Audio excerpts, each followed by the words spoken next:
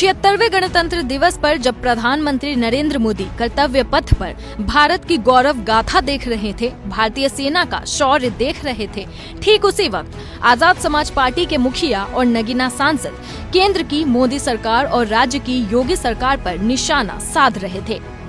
PM Modi और CM योगी का नाम लेकर चंद्रशेखर आजाद ने एक लंबा चौड़ा पोस्ट अपने आधिकारिक एक्स हैंडल पर किया, जिसमें उन्होंने सरकार को घेरते हुए बहुत बड़ी बात लिखी।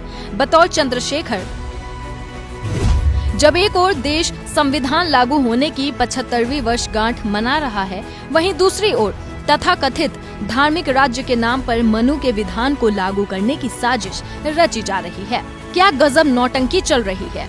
एक तरफ प्रधानमंत्री नरेंद्र मोदी जी द्वारा संविधान पर सिर पटक पटक कर संविधानवादी होने का दावा किया जा रहा है, तो वहीं दूसरी तरफ प्रयागराज के महाकुंभ में हिंदू राष्ट्र के लिए संविधान का प्रारूप को सामने लाया जा रहा है।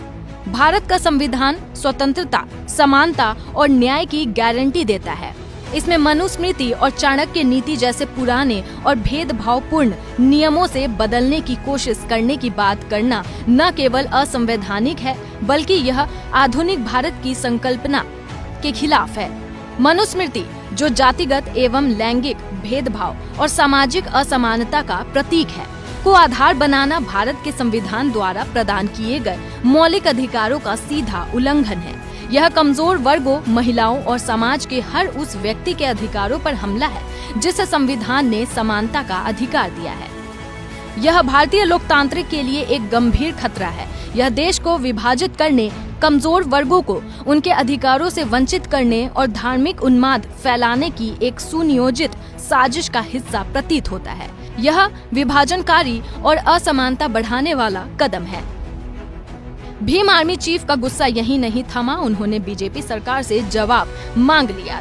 तीखे सवाल पूछते हुए कहा, डबल इंजन सरकार को जवाब देना चाहिए कि इस संविधान विरोधी कृत्य को अंजाम देने वाले तथाकथित धर्माचार्य के यहाँ आपके डिप्टी सीएम क्या करने गए थे? क्या मुख्यमंत्री योगी का बार बार प्रयागराज में प्रवास इस एजेंडा का हिस्सा था?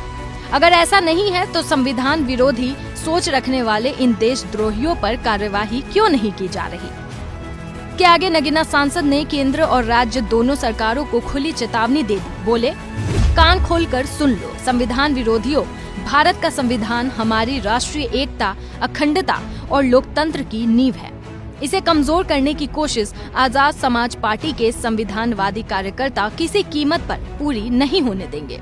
यह देश संविधान और लोकतांत्रिक मूल्यों के आधार पर ही प्रगति करेगा, न कि किसी धर्म आधारित राष्ट्र की अवधारणा से। संविधान को कमजोर करने की हर कोशिश नाकाम होगी।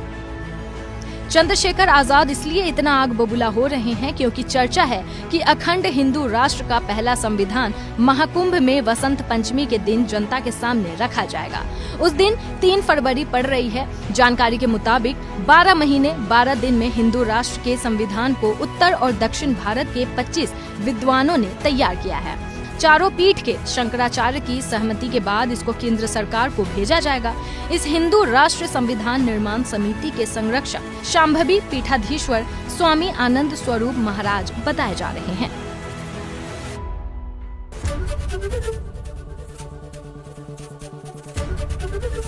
एबीपी गंगा, खबर आपकी, जुबान आपकी।